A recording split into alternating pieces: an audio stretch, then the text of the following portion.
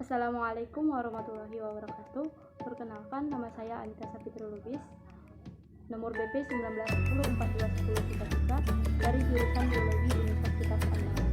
Nah, pada video kali ini saya akan mencoba membuat video tentang 7 sistem yang ada pada hewan vertebrata, di mana yang pertama adalah integumen, muscularis, respirasi, sirkulasi, digestifum, saraf, dan skeleton. Yang pertama, alatnya yang kita gunakan ada jarum pentul, yang kedua ada pisau cutter, dan yang ketiga ada pinset. Nah, untuk bahan yang kita gunakan pada praktikum ini, yang pertama ada toples, yang fungsinya untuk sebagai tempat memisahkan tikus nanti di dalam botol ini. Terus yang kedua, tentunya ada tikus ya, atau rocus sampai tikus, ini dia. Terus yang ketiga ada karton atau kardus ya. Nah, ini sebenarnya kita menggunakan stereofoam, tapi karena nggak ada makanya saya gunakan kardus saja. Oke, dan selanjutnya ada ini alkohol 70%, yaitu untuk memisahkan tikus nanti. Terus yang ketiga ada tisu. Untuk langkah yang pertama, yaitu kita deteksi tisu menggunakan alkohol 70%. Kita deteksi secukupnya saja. Kemudian toplesnya kita buka dan kita masukkan ke dalam toples. Atau kita deteksi.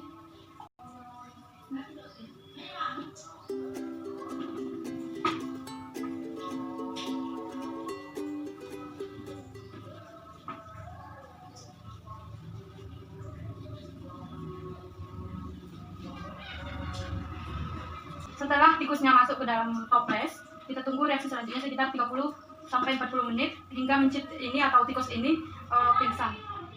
Selama 30 menit dan mencitnya sudah pingsan. Nah, untuk langkah selanjutnya kita buka toples, terus ambil mencitnya dan letakkan di sini.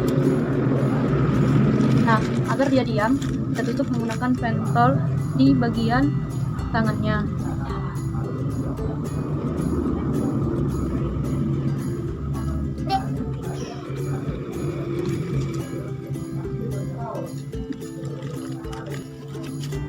Pertama itu ada 5 oris, di mana 5 oris merupakan celah antara kedua bibir yang ini atau celah dibatasi oleh labium superior dan inferior. Di antaranya terdapat 2 dentis incisivus, di mana 2 dentis incisivus dapat kita lihat yang ini. Terus fungsinya itu untuk memotong makanan. Yang kedua, sistem integumen yang kita teliti adalah kapum oris atau mulut. Kapum oris adalah ini. Terus fungsinya itu sebagai awal dari saluran pencernaan. Yang ketiga ada auriculare atau daun telinga. Dapat kita lihat yaitu sini dia ada sepasang dan satu lagi di sebelah sini. Oke, untuk yang keempat ada papila mamae. Nah, kebetulan mencit yang pertama ini adalah mencit jantan, jadi papila mamaenya itu kurang berkembang. Terus yang kelima mempunyai 4 kaki, yaitu 1, 2, 3, dan 4. Untuk yang sistem integumen yang kelima itu setiap ujung jari mempunyai valvula. Valvula ini adalah kuku. Di mana dalam sistem yang ketujuh terdapat ekor. Ini dia ekornya. Terus fungsinya itu sebagai alat keseimbangan. Untuk yang ke sistem yang ke-8 itu terdapat bulu-bulu halus. Dia di seluruh tubuhnya itu terdapat bulu-bulu halus. Terus organ yang ke-9 adalah ada organon khusus atau organ penglihatan atau palpebra. Itu dibagi menjadi, yaitu yang ini palpebranya di sini, dia ini di bagian kanan dan ini di bagian kiri. Terus dia dibagi menjadi superior dan inferior. Terus untuk organ yang ke-10 itu ada hidung. Dia terlihat hidungnya jelas seperti ini ya. Terus untuk tipe bulunya sendiri merupakan bulu halus pada tikus, di mana sistem sirkulasi ini sama dengan sistem otot yang ada pada tikus. Nah, untuk langkah yang pertama kita beda dulu tikusnya secara pelan-pelan.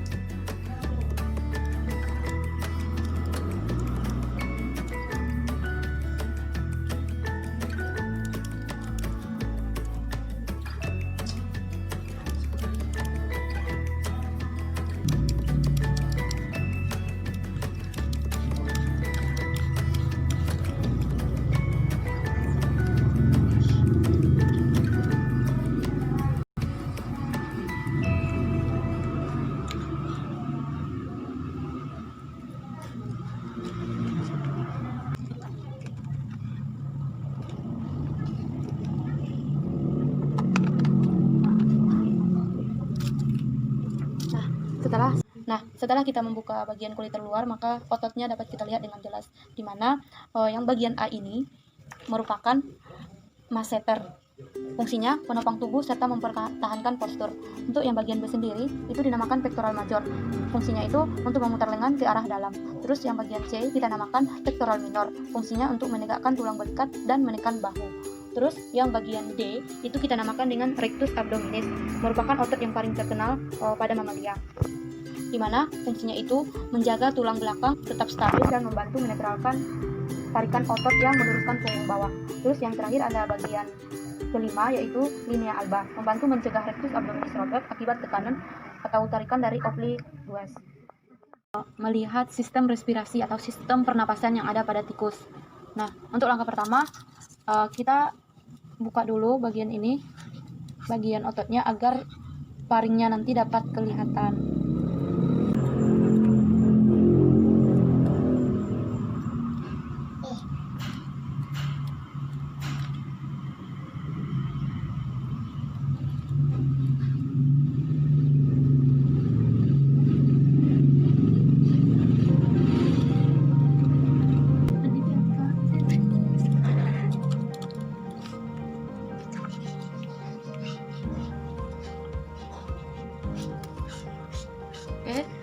Sekarang kita akan melihat bagaimana sistem respirasinya. Nah, sistem respirasi ini dimulai pertama itu dari kapum nasi atau disebut juga dengan hidung, yaitu fungsinya untuk menghangatkan, melembabkan dan menyaring udara yang masuk sebelum masuk ke paru-paru. Nah, di sini ada terlihat jelas ya hidungnya. Oke, untuk yang kedua di sini ada namanya laring. Di mana laring sendiri mempunyai fungsi melindungi saluran pernapasan dan masuknya benda asing yang dapat membahayakan pernapasan. Terus yang ketiga ini bagian C, ini adalah trakea, di mana fungsinya itu menyuplai udara ke paru-paru agar udara dapat masuk dan keluar ke paru-paru. Terus yang bagian D itu pulmo atau paru-paru. Nah, fungsi pulmo sendiri adalah tempat pertukaran O2 dan CO2 dari darah. Terus yang kelima ini ada diafragma. Diafragma dia di bawah dari paru-paru. Terus satu lagi yang melapisi paru-paru ini ada pleura, yaitu selaput dari pulmo. Digestivum pada tikus, di mana sistem digestivum adalah sistem pencernaan yang ada pada tikus, di mana yang pertama dimulai dari bagian mulut atau labium. Fungsinya sendiri adalah alat pencernaan yang pertama. Terus di bagian B ini adalah faring. Fungsinya membawa makanan masuk ke kerongkongan dan memungkinkan tikus bernapas melalui mulut. Terus yang bagian C dinamakan hati atau hepar, membantu menghancurkan racun di dalam darah dan membantu proses pencernaan. Dari hati dia akan berlanjut ke bagian ventriculus atau lambung, di mana lambung ini ada di belakang, sebenarnya dia ada di belakang hati. Terus fungsinya sebagai tempat menyimpan dan mencerna makanan dengan mekanik ataupun kimiawi. Dari ventriculus dia berlanjut ke jejunum atau usus kosong yang berfungsi menyerap lemak dari makanan. Dari jejunum berlanjut ke usus 12 jari, di mana fungsi usus 12 jari sendiri untuk menyalurkan makanan ke usus halus, terutama air, elektrolit, protein, dan karbohidrat. Terus dilanjut ke ileum atau usus penyerapan, di mana usus penyerapan ini merupakan bagian terpanjang dari usus kecil. Fungsinya untuk menyerap air, garam empedu, vitamin B12 yang diserap oleh duodenum dan vitamin-vitamin yang tidak diserap oleh duodenum dan jejunum. Untuk bagian selanjutnya yaitu ada usus besar, di mana fungsi usus besar ini sendiri itu menyerap air dari fases atau dari kotoran suatu makhluk hidup. Terus yang terakhir adalah anus, di mana semua kotoran akan dibuang melalui organ ini pada tikus.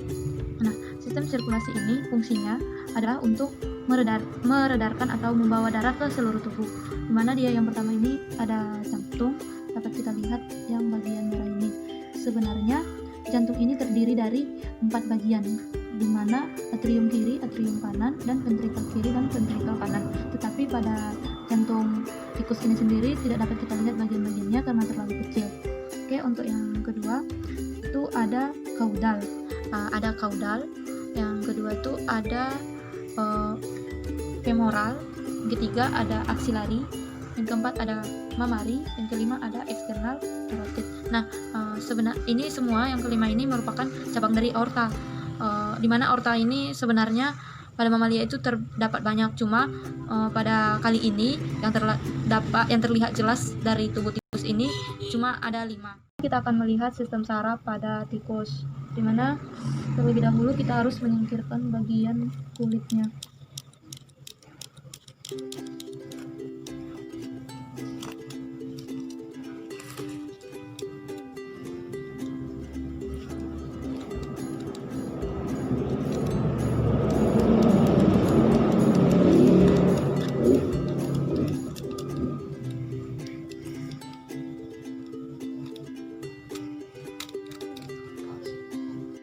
Oke, setelah tengkoraknya kita pecahkan, maka kita dapat melihat bagian-bagian otak yang ada di kepala tikus tersebut.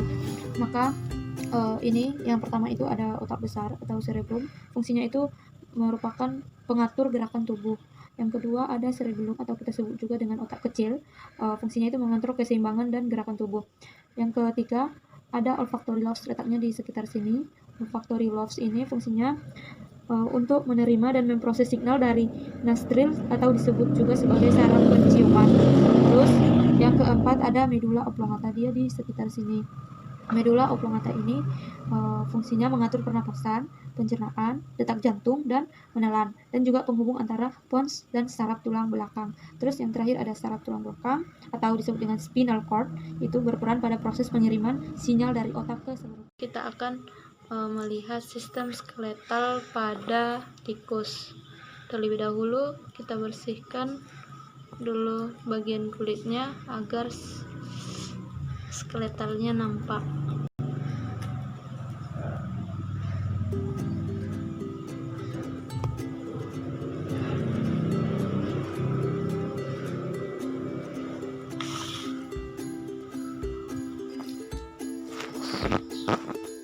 Setelah kulitnya kita lepaskan, maka terlihatlah bagian tulang belulang dari tikus. Nah, yang pertama di sini antara kuku dan ruas jari pertama itu kita sebut dengan phalanges. Terus di antara yang kedua ini dia dinamakan dengan metatarsal. Terus di bagian ini ada tulang kecil, dinamakan dengan tulang betis. Di sini ada tulang betis. Ini adalah tulang betis yang kecil, dan yang besar ini dinamakan dengan tibia atau tulang kering. Terus ini ada tempurung, seperti tempurung, dia di dekat lutut itu dinamakan dengan patella. Terus ini tulang paha, ini dinamakan dengan femur. Dan di sini ada tulang, dia dinamakan dengan pelvic. Terus kita lanjut ke bagian tangan. Di sini, dekat sini ada namanya pergelangan tangan. Terus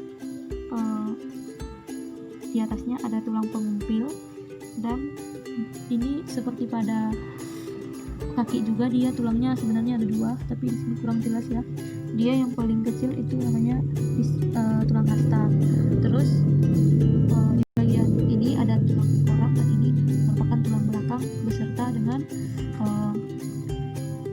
jenis-jenisnya seperti ada lumbalis, thoracalis, cervicalis, dan lain-lain.